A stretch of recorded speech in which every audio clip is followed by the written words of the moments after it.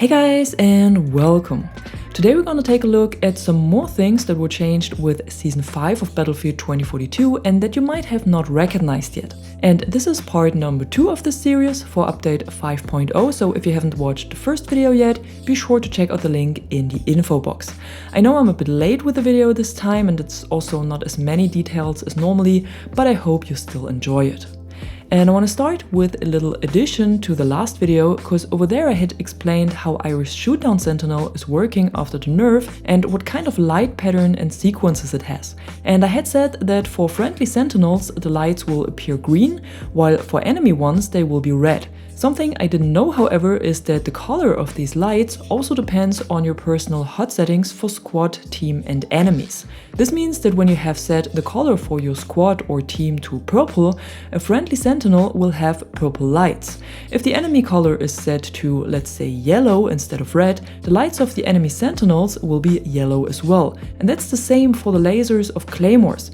They also always appear in the color you have set in the options.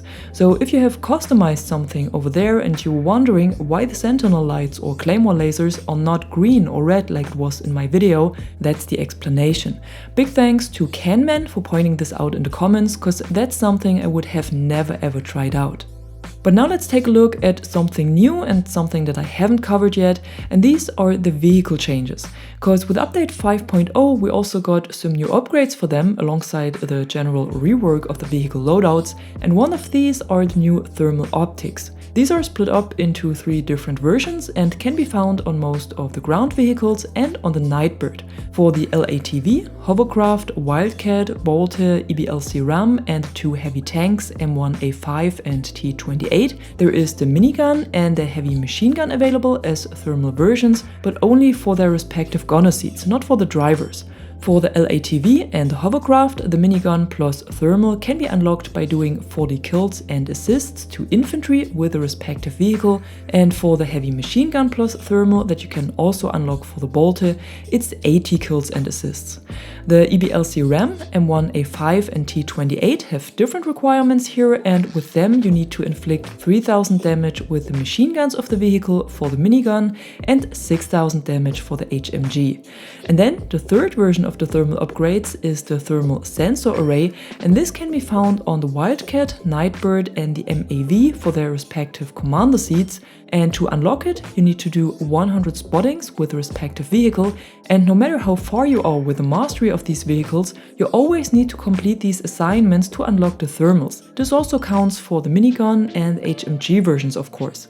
When it comes to how they work, all of these versions are pretty similar, and you can either equip the normal upgrade of them that has a bit of a zoom when pressing the aim down sights button, or you use the version with thermals, but this one has almost no zoom and the thermal vision is also only active when aiming down sights. So it's not always the perfect upgrade, but for some loadouts it can be really helpful.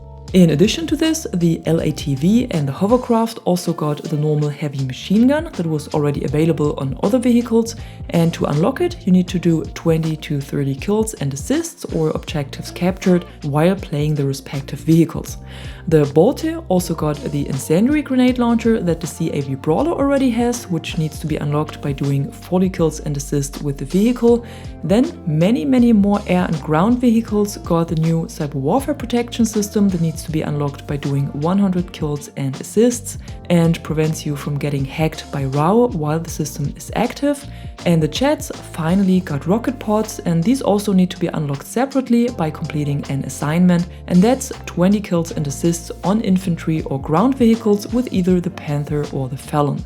What might also be interesting to know when it comes to the vehicles is that the top gunner of the Hovercraft can now rotate the weapon at 360 degrees, and it's not limited anymore, and the Jet mastery was adjusted and now also tracks kills while destroying vehicles instead of only vehicles destroyed. This doesn't make this mastery a lot easier, but it's at least a little less hard. And while these upgrades might not be interesting for everyone, which is also the reason I cut it a bit shorter, the new option we got for the tanks is definitely worth a try. It's called Decouple Aiming from Turning, was already available in former titles of the series and works for all vehicles with a turret. What it does is easily explained, because with the option turned off, like it is by default, your turret will automatically move alongside of the tank, and when you try to aim it at a certain point while the tank is turning, it always feels like you're not 100% in control, and you have to work against the movement of the tank with your mouse or stick.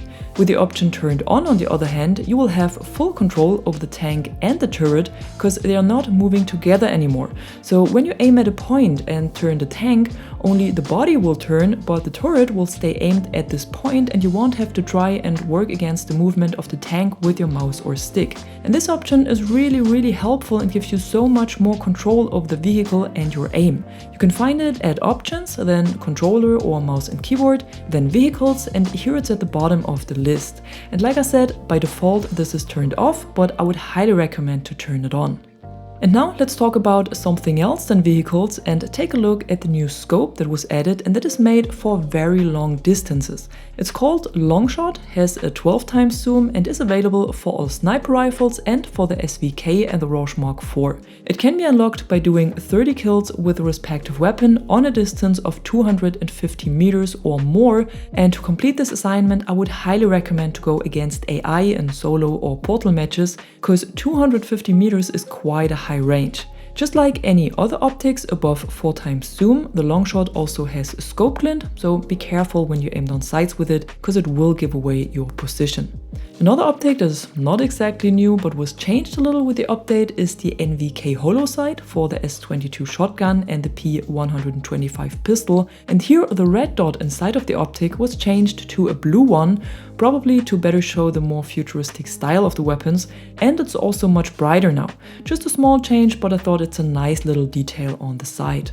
And something else I want to include here, because I think that's pretty interesting as well, are the two legendary weapon skins that are part of the current Battle Pass and their visual changes to attachments. Because when looking at them, the Firelight skin for the MP9 that is unlocked at tier 0 and the Devoured skin for the Avancys that you get access to at tier 80, they give the weapon a completely different appearance. But what you should be aware of is that you will only get this exact same style if you use the right attachments. These are the 1.25 thermal optic, the close combat drum mag, the Cobra grip and the 6KU suppressor for the MP9, and for the Avancys it's the UH1 smart optic, the high power magazine and the Cobra grip and the 6KU suppressor again. And only this specific setup will give these weapons the unique look you can see in the preview.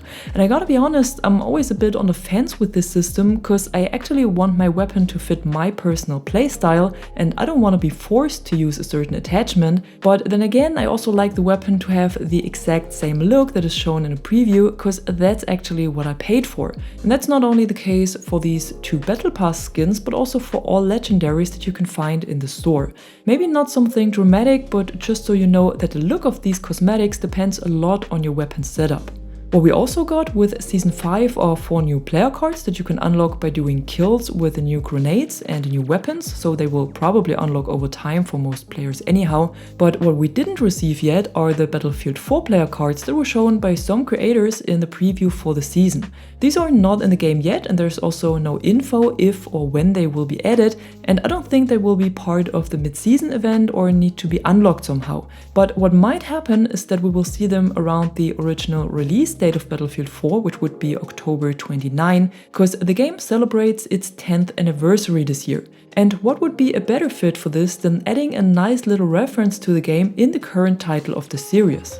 Another possibility is that they will come in as part of a 2-week Battlefest between Season 5 and 6, but this is a bit of wild guessing here from my side. The Battlefest, however, is something that our data miner Temporeal had mentioned quite a few times in the weeks before the start of Season 5, so it might indeed return to the franchise. If you're wondering now what a Battlefest is, it's an event to celebrate the Battlefield franchise in general, was held in all previous titles since Battlefield 4, and is basically something like a mid-season event, only without being connected to a season.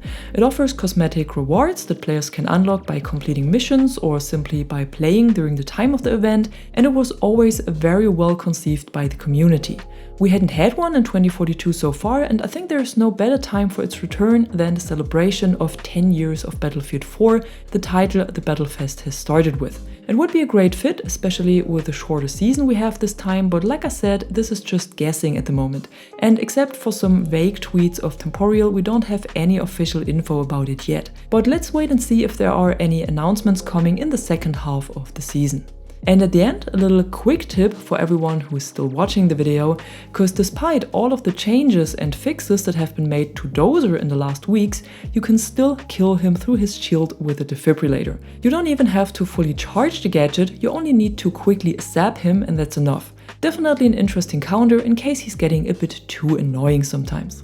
And that's it for today. I hope this video gave you some more insight on the changes that were made with Season 5 and you also enjoyed the little fun facts on the side. And if that's the case, don't forget to drop a like or a comment below and subscribe to the channel for more content like this. Until then, thanks for watching and thanks to my members for the additional support. I'm the Catwoman and you are awesome.